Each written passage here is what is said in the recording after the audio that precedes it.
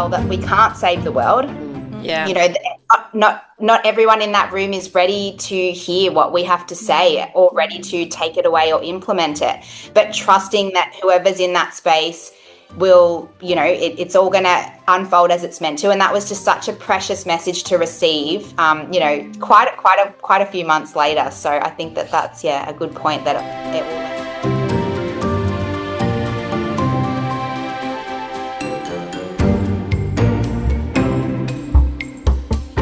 Hello and welcome to another episode of Alchemising Education, our little sister podcast to Fuck the Shoulds. I am QuantiMama Jodi. Hello everyone, and I'm QuantiMama Kerri. Thanks for being with us again. And we are delighted to welcome today sisters with the same mother as opposed to sisters from another mister. Yeah. Sisters Bianca and Kritz, who represent Big Sister Experience, which I just can't wait to hear more about because I got to experience this with my daughter, and it has been the gift that keeps coming, this seminar that these guys ran. But welcome, Bianca and Kritz. We're so delighted to have you guys here. Thank you for having us. And thank you for your patience. You know, we were doing the tech thing for a little while there. I can imagine that for the Big Sister Experience, tech probably is a thing that you guys negotiate too, because your program runs in schools. Can you tell us about how that works and what the program is, please? Yeah, so the Big Sister Experience, we're an early intervention prevention program. So we work with female identifying young people from grade 5 all the way up to year 12, just teaching them real life lessons. So basically we say everything that you probably wish you knew earlier. The Big Sister Experience runs in school. So it's a really kind of felt experience, a show, don't tell approach. And we're called Big Sisters because we don't come in as a parent or a teacher. We come in as that big sister figure to say, you know, this is the mistakes we made, and we're not telling you what to do or what not to do, but we're here to kind of guide, support, or just listen. That's beautiful. And so obviously you two being sisters, that I think adds an extra potency to what you bring to this, because sisters is a very unique experience. I'm one of 3 girls as well. And so I know that those conversations can go places that perhaps we as women don't often afford ourselves. And I love the fact that you're having these conversations with young women, because I literally say that to my daughter, that you get to find out about this shit now. I had to wait to my 40s and now 50 to kind of be in that space. And so where did the momentum come from to bring these conversations to young women? Yeah, so before we launched the Big Sister Experience, I was actually working with young women around dating and confidence and self-esteem. There was kind of a light bulb moment at one of the events I was hosting where a young participant came up and just said, oh, this would have been so helpful, you know, to learn earlier in school. And she was in year 12 herself. And being teachers, we actually both come from the classroom. It was kind of this light bulb moment where, okay, this is great, but what if we could get to these women, you know, earlier and younger? So Kritz and I were both teaching primary school at the time. So obviously we were seeing challenges come up in the classroom and young pupils just navigating challenges, and then parents simultaneously coming to us and saying, I don't know how to support this or this problem or this issue.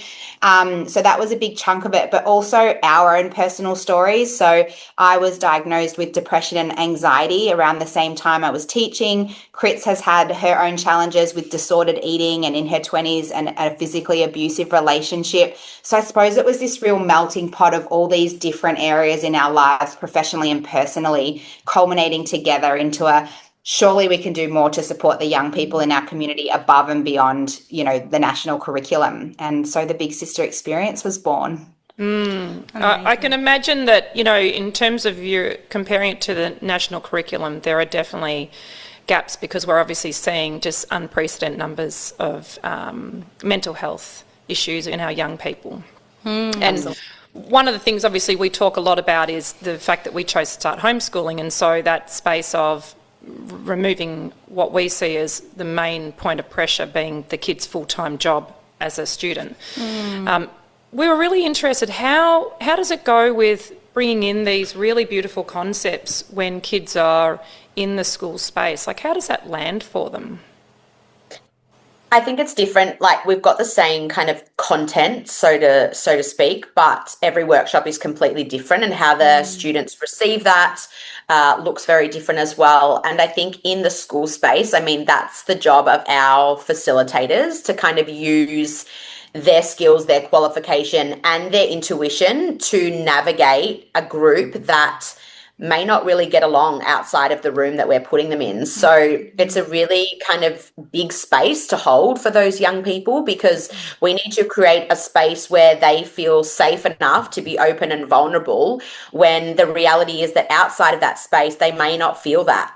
So that's really the challenges that sometimes we do face. You know, often we go to regional or rural schools and they're in this kind of small, close-knit community and they all know each other, or, you know, mum's best friends with the principal or something like that. So in terms of them all knowing each other and having that safety, it can be more present in those smaller communities, but also it can go the other way, that if there's a big fallout and they all know about it, and it can really disrupt the content that we're trying to deliver and the feelings that we're trying to cultivate. So I guess that's our facilitator's role, to really navigate the space. And some students and groups don't feel safe with each other, and that's for us to kind of, you know, redirect the workshop space and see, well, what experience can we leave with these young people so that they do feel seen, heard and valued, but they might not have the need or feel safe enough to open up and share. So it's really different day to day and group to group with how that looks. Yeah, I bet it does. It's interesting. Something that I kind of want to explore further is around, you know, the role of, I mean, your role that you're taking on is multi-layered for sure, because you're looking at all the different relationships that these children are, you know, in day to day.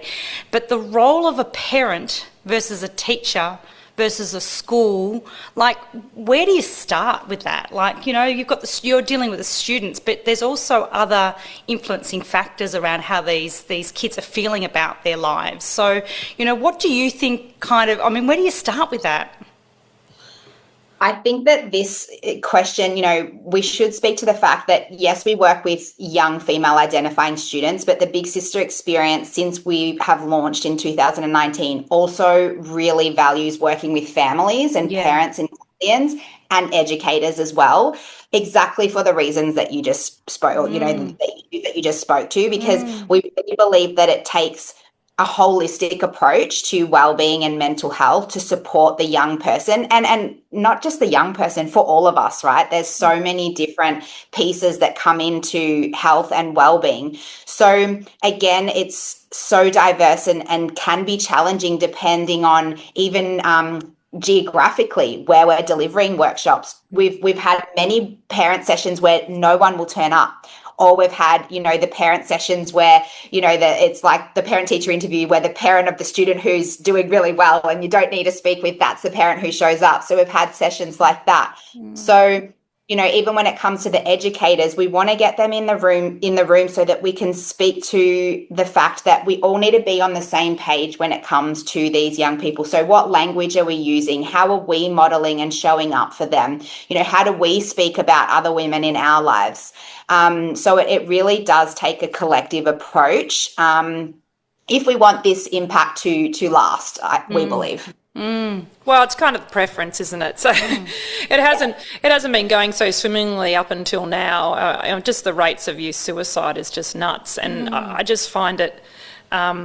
I find it confounding that more people aren't outraged, but people seem to have outrage fatigue these days, and they get caught up in the wrong things to be outraged about. You know, like they've run out of milk for And I think coffee. also there's just such a big focus on crisis management and support that, you know, we haven't recognised yet that if we put our resources and energy into that prevention and that early intervention and empowering young people with, you know, I'm not doing okay, who can I reach out to, or what does it feel like when I'm not feeling myself? What are some of the behaviours that I exhibit when I'm not myself, so I can recognise that and reach out for help?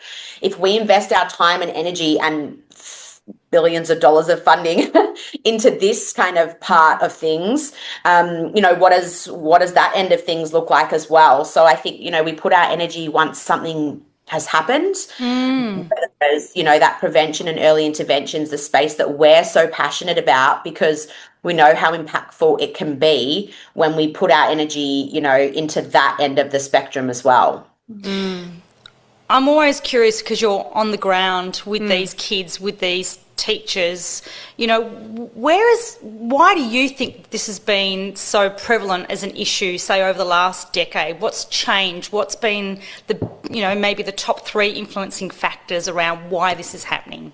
I hate to, go to the age-old social media, but from what we see and hear at the coalface, like, social media is such a double-edged sword. On one hand, it is a space for connection and outreach, especially in, marginalized communities and things like this. But on the other hand, it's this space where everyone has a voice and everyone has a platform, and segregation can occur, and there's just this platform for comparison. And, even as adults, we feel it, and we come away sometimes from using social media feeling this sense of dis-ease, or, that we're second guessing our life choices, or our parenting skills, or the food we're eating, or the way we're moving our body.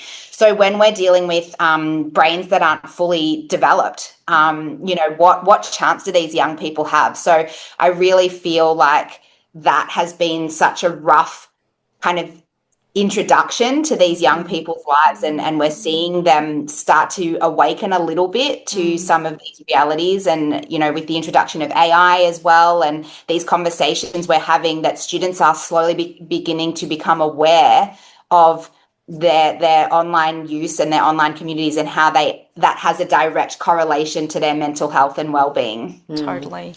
And I know that in the schooling system, I know one of the things I fought when my kids were in primary school was around the introduction of technology into the schooling system.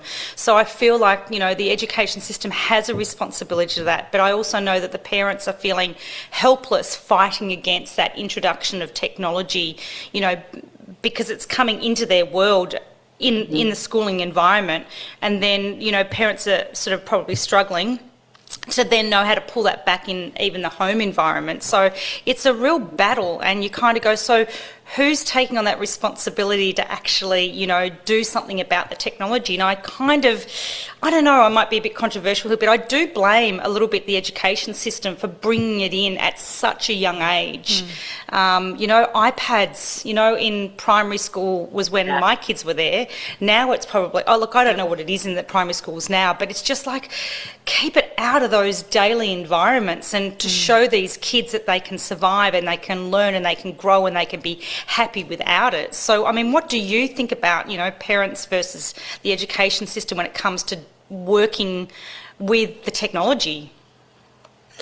Yeah, I think it's a really intricate one. And, if we are being real, like, technology does play a really big part in our lives, and it will for, it's only going to kind of be more of a driving factor in our day-to-day. So I think on the one hand, if we don't allow our young people to actually use technology, they're not gaining the skills that they will potentially need for future jobs or creation, or what they can actually really use on those online spaces. But then on the other hand, there are things that, we don't need screens or technology for, and are we overusing them in the areas that we could go back to a pen and paper or a conversation? So I think that there's a really big, a debate here, in the sense of going back and forth. And if we talk about screen use, and we're looking at, generalizing in terms of the genders, there's some studies that show, boys generally, when they're online, they're gaming and they're using it more for that side, whereas girls are more on that social media, that comparison to others. So I think we need to be really aware of, okay, we're introducing these online devices and these online spaces, but where are they online? Where are the girls going? Where are the boys going? And how does that really impact, their development? And I think that these social media bans, there's definitely arguments for and against, but it's a really big factor in, youth mental health crises. And we say social media, but society and young people have never felt more alone, or like they can't reach out to help. If they're turning to Chat GPT for, friendship advice or medical advice, or that's sad to us, in the sense of what secure relationships is that young person lacking that they feel, they need to go to an online space instead of having a face-to-face conversation. So I think we could definitely go down this rabbit hole forever, but I think definitely schools have introduced them, sometimes it makes life easier in terms of programs and markings and things like that. But then if we look at the other just online spaces and uses and how this really feeds into the family life as well, there's different responsibilities that fall to educators and families for sure. Yeah, I think the idea of empowering parents is and empowering parents through the kids is really important, because I've seen that disconnection where we start annexing the kids away from the parents, and that being a trusted bond for advice and so forth. It's difficult because obviously there are all these kind of safe use programs around using tech for kids, but then every facet of life is enmeshed with technology now. You've got smart fridges, for crying out loud. So can't even order anymore with a human. Yeah, that's right. So that's right. You're constantly proving that you're a human to technology. So I can appreciate the fact that I think kids these days are incredibly astute. Underneath all of it, they are astute, and they call bullshit really fast on some of this stuff, which is why there's a dissonance in there. I'm really interested to know from your personal perspective, because I look back on teenagehood and go, thank Christ, I don't have to do that again. What? I know this is where you guys are levelling up because you're helping others as well. So that's why we focus on the parents, right? Yeah. So where in your program would you have resourced yourself? Like what in your program are the little tools and tricks and messages that help little Bianca and little Kritz in there? I'm really curious about that personal tie to the content.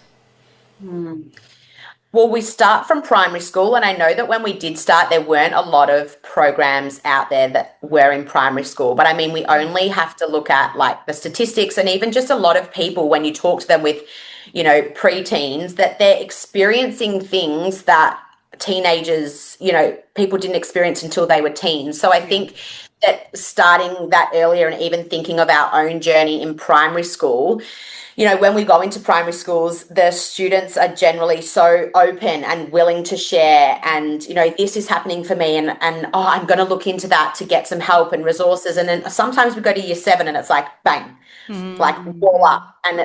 And I even remember myself being in year 7 that, suddenly you've gone from this small primary school where you knew everybody into this kind of big, I went to quite a big high school. I know not everybody does, but you kind of don't know who you are. You don't know that you don't have to change what you look like or what music you like or what sport you're into to fit in with the people, to be cool or not excluded, or to feel like you belong. So for me, that was a really big factor. I had, terrible body image and always felt like, I couldn't eat in front of other people, or what was I wearing? And I didn't look like that girl looked like in her sports uniform. So I think for me, starting from primary school and really kind of embedding some of these self-love and self-acceptance strategies before it gets to that looking in the mirror and hating everything about yourself is a really big factor for me in terms of starting early. But what about you? I think, we can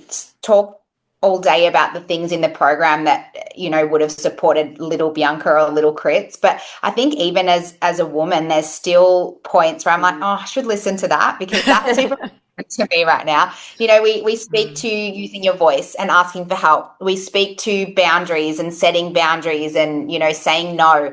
And they're things that as a mum of 3, as a wife, as a business partner, I still sometimes need to pull myself up. It's one of those like do as I say, not as I do moments. But, even the mental health module, and we just give really practical strategies, simple things that we all know but could do with the reminder of, take your shoes off and walk bare feet in the grass, and, move your body in a way that feels really good for you, and eat food that fuels you and nourishes you and makes you feel good. So I think that all of the little nuggets in their own ways, whether it's to Kritz and I or our team of young women as well, they're just such powerful little reminders, and nothing is overly complicated or nothing is probably new or revolutionary, but they're all just little nuggets of, I should do that. because we know that that works, and we've felt how that feels when we're listening to that advice. Yeah, it's beautiful. I know I've shared this with you, but I want to share it with the wider community at large, is that one of the things that I experienced in doing your seminar with my daughter, she completely shut down partway through. It was just way too intense for her, and it wasn't she shut down completely, but she shuts down quietly, you know. She'll do whatever she's coerced into doing, but otherwise won't proffer anything. But there was this one little exercise that you led us through, the gift I see in you, and she just became overwhelmed when she had to do that in the group setting to me. I think because there was perceived visibility, even though no one was listening to us, because they were all doing their own thing. But what happened was it springboarded, and now she regularly just grabs my hand and says, "The gift I see in you, Mum," and just lays some love on me. And I guess what I want to say for people, whether they're parents, educators, or the kids experiencing your programs, is you don't know what's going to land for you, even if it doesn't land on the day, because there'll be a moment when you are feeling less in the sympathetic, you know, fight, flight, freeze, fright response, and you'll actually sort of take that on board. And it's been so beautiful because it then starts giving her a language around what she appreciates in me, and often they're things that she appreciates in herself, which is the beautiful mirror experience as well. Thanks for sharing. I love that. And I think that that's really wise as well, because it's so true that it's not all going to land and be relevant for that person at that time. But I remember doing a workshop in our early days, and literally it would have been like 18 months later, and we received a message on social media. You won't remember me, but you came to my school and you did a topic on courageous conversations and how to have a courageous conversation with your trusted adult. And I didn't really need it at the time, but I've just found a new partner, and I had to have a courageous conversation with my parents, and I used the steps, and it worked out really well. And thank you. And I just think I love that, because, you know, we have to meet the students where they're at, and that was a big part of our learning as well, that we can't save the world.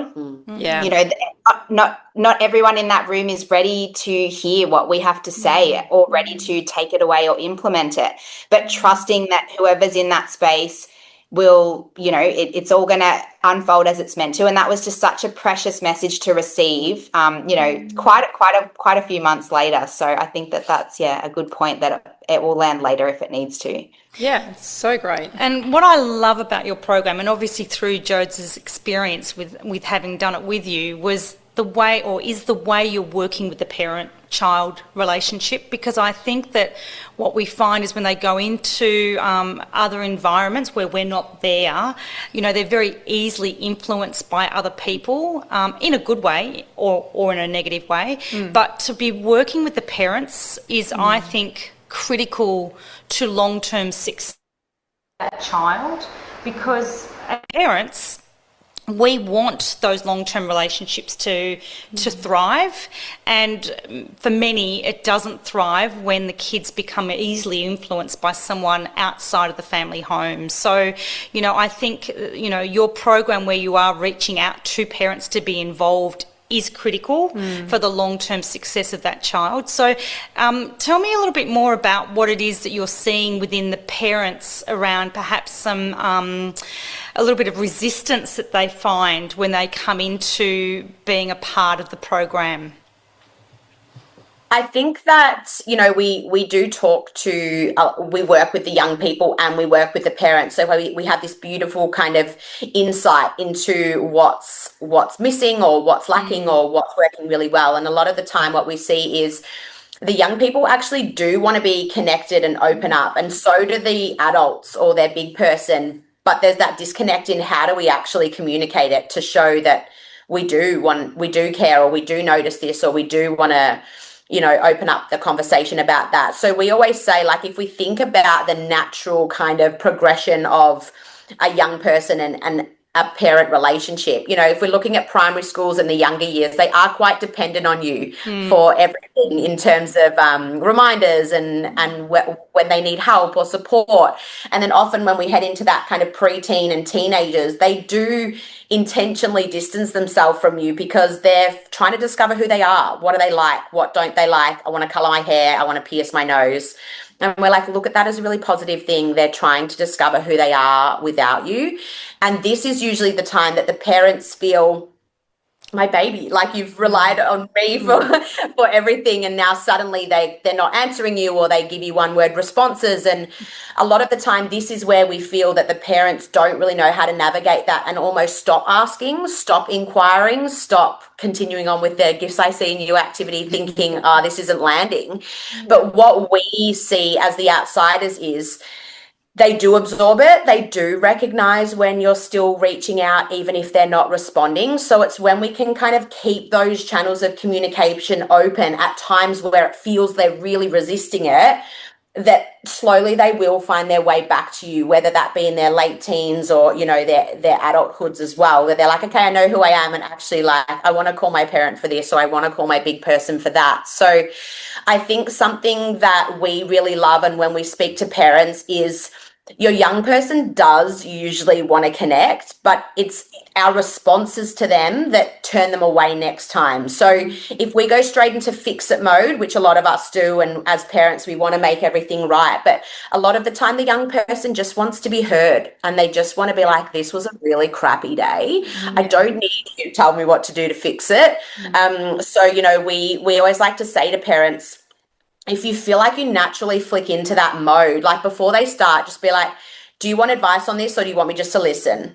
And really kind of recognizing what your role is in that conversation, because often they just want to vent and they just want to feel heard. And that does build the connection, because maybe, you know, in 2 days or after they've come out of that really heightened emotion, we can go into the problem solving mode. But while they're in it, that can cause more disconnect. So just what was the H's that you shared? Yeah, do you want to, just framing the conversation up as, do you want to hug? Do you want to be heard? Or do you want help?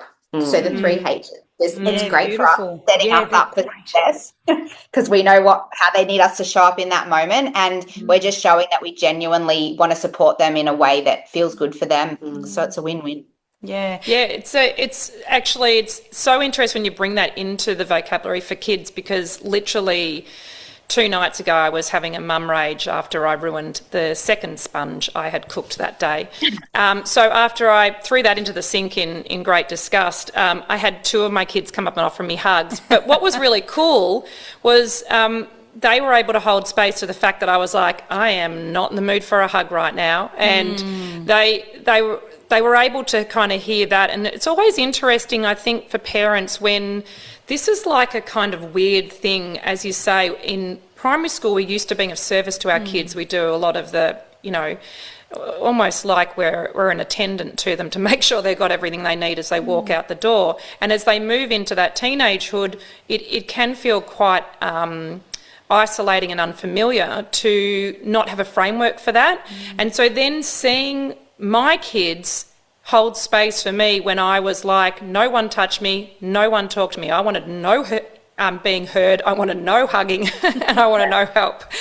I don't know what that is, maybe being left to drown perhaps. But they were ready then the next day when I said, okay, I'm ready for my hug, and they just showed up fully and gave me a hug. And so that's really confirming for me as a parent that if they can offer that, then that's probably what they want, because, again, the mirroring of children, you know. So there can be that play sometimes for parents where when we are feeling just a bit overwhelmed by life, and because we, you know, sort of give ourselves our burdens, don't we, and our stresses, that we can permit our kids to move into that space as well of those H's, and whatever we decide the 4th H is of doing nothing. Words escape me right now. What's that? Halting. Just give yourself holding. Oh my God. We've just leveled it up. Okay, so the 4 H's. Brilliant. But I think often, just as humans, if we feel, you know, your young person might come back with a scenario that you as a parent or an adult in your generation have never, ever experienced. And often we don't know what to say, and then we don't say anything, and you can feel like, and often it's just, don't feel like you need to have all the answers to stop you from, tell me how that feels for you. And already you've kind of opened up the conversation more. So I think don't let thinking you don't know what to say stop you from still using it to connect. Yeah. I mean, showing up in your heart space is always going to be resonant with your Maybe kids. heart could be the fourth one. Oh, heart. Being in your heart. That's right. Oh, we got a fifth now. Oh, fifth. We'll keep workshopping this. So obviously you're both parents now. What is it that you bring into your households that you have taken to the schools and to the parent and educator communities that you bring into your kids now? So much. So much. Gosh, parenting is just the hardest job in the world. I think for me, it's really important. I've got 2 boys. My youngest is a little girl. So for me, just really bringing that emotional intelligence into our home and using opportunities to model wherever I can how I'm feeling and what I'm going to do about that feeling, and just really trying to create emotional intelligence in my home between the siblings as well. I had a bit of a meltdown the other morning. I was feeling super overwhelmed, and I kind of snapped at Braxton, my 4-year-old, and I felt guilt immediately in that moment and just kind of dropped down to his level. And I'm like, I'm so sorry, mate. That's not on you. Like, I've been feeling a lot. Like, can I give you a hug? It's never okay to raise your voice at someone that you love. And we had a beautiful hug. And then my other 3-year-old came over and he said, can I give you a hug? We call him the consent king. Nice. That's another really important piece. Yeah. His 3-year-old knows to ask for a hug or a kiss, and he's confident in saying, no, I don't feel like a hug today. So that's a big part of the work we do in schools that I'm really proud that's entered into our family home as well. Beautiful. I would say just obviously parenting alongside each other is like so nice when your values really align. So, the consent thing for us, like I've got a son as well, and I've got one due in a few weeks. So I'll let you know if it's another son or daughter. Amazing. Right. So, consent for us is a really big thing. And then also it's really nice to be able to then teach our kids to practice with their cousins, asking them, do you want to wave goodbye? Do you want knuckles? Do you want a hug? And using that language as well. But also I think just being aware and us really advocating for our young people, especially having sons that know they can cry and, it's okay to cry sometimes. And I think just advocating for, the generations around that aren't as aware, or if we can speak up for our young people to be like, no, this is how we want the next generation of men to feel like they can show their emotions and they can show up in a way that has vulnerability and strength all in the same kind of setting has been something that we bring into our own families and then into the programs for, Bianca always says we're raising boys that your girls will feel safe around. So as much as we do this for the girls, we've also got our sons at home now that we're also really kind of intentionally raising to be what these girls need to feel safe as well. Yeah, it's very much the same in our household too. I think they're beautifully reassuring words for parents, and it's one of those things that I think, a lot of our community will take reassurance. Where can they find you? How can they access your amazing resources? So our website is Big Sister EXP, but if you type into Google the Big Sister Experience, you'll be able to find us. We have all of our school programs, of course, but then we've got a lot of free parent resources as well, and some blogs, also some e-guides and books that are there for purchase too. So in terms of what we cover and how we can support at home, that can look like digital resources, and we also have some webinars too. But I mean, the best... even if you feel like this could be a good fit, just share it with your young person's school, and you never know, how we can bring our program in. And we don't say that our, 1 to 3 day workshops are a silver bullet, but they're an invitation to reset and to really invite this kind of language and feelings and just awareness into the school space. So we always like working with different school communities and seeing how we can kind of share this knowledge with everybody that we kind of welcome into the space. Awesome. Oh, it's so good. I mean, I think it's so potent for schools to have this language in there. So, I, for one, am very grateful for, how you're taking up that challenge to work in that space, because it's probably has traditionally been a hard to penetrate space. Oh, yeah. So the fact that there is this, language being brought in, and I think just a funding pool for it is really reassuring for parents. But as you say, like anything, it is the invitation. It is not, the destination. It's the invitation and the springboard for families to continue the conversation. So thank you so much for your time. We are so delighted to have spoken with you. We're excited that you're welcoming in another baby very soon, Kritz. So congratulations on that. Any final words there? No, thank you so much for having us. We love any opportunity to speak to the work that we're doing. So yeah, we just really appreciate it. Yeah. Well, we appreciate you. Yeah, definitely. Thank you, because we're obviously all about creating family, support, and knowing that there's other avenues that parents can reach out and get that support through the school system if they come across it, or directly online with you guys is great. So thank you. So we'll share the links, and Quanta folks, stay well until we meet.